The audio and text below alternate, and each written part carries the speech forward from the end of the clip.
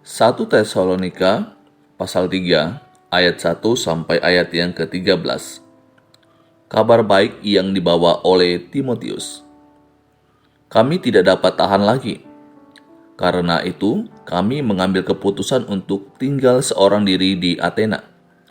Lalu kami mengirim Timotius, saudara yang bekerja dengan kami untuk Allah dalam pemberitaan Injil Kristus, untuk menguatkan hatimu dan menasihatkan kamu tentang imanmu, supaya jangan ada orang yang goyang imannya karena kesusahan-kesusahan ini.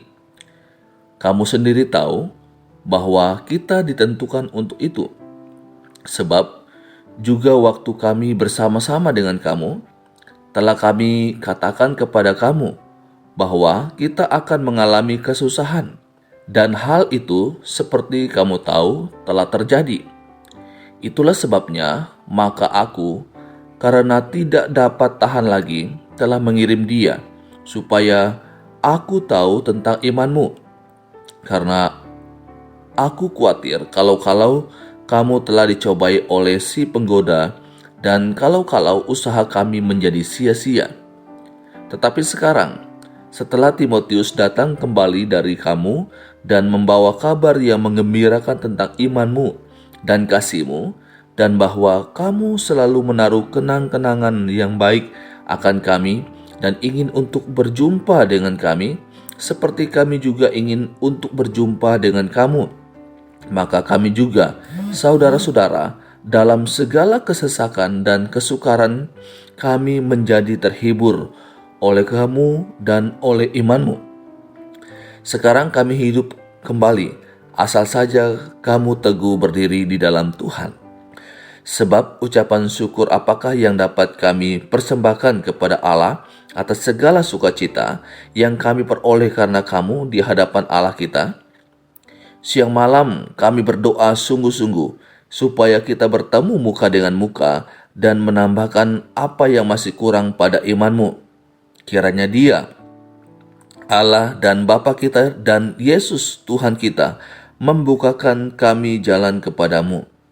Dan kiranya Tuhan menjadikan kamu bertambah-tambah dan berkelimpahan dalam kasih seorang terhadap yang lain dan terhadap semua orang, sama seperti kami juga mengasihi kamu.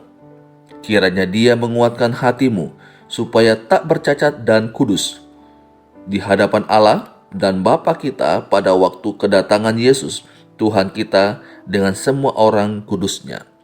Saudaraku yang dikasihi oleh Tuhan Yesus Kristus, seperti yang telah saya sampaikan di awal bahwa waktu yang digunakan oleh Paulus untuk melayani jemaat di Tesalonika sangat-sangat singkat, karena adanya orang-orang Yahudi yang tidak suka dengan pelayanan Paulus, yang terus mengikuti kemanapun ia pergi dengan tujuan untuk mengacaukan pelayanan yang dikerjakan oleh Paulus.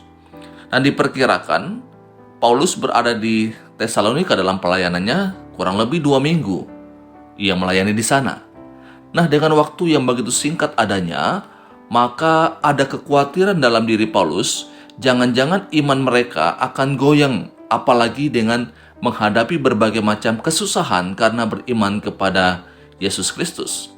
Itulah sebabnya Paulus kemudian mengutus Timotius untuk pergi kepada jemaat Tesalonika untuk menguatkan dan meneguhkan iman mereka.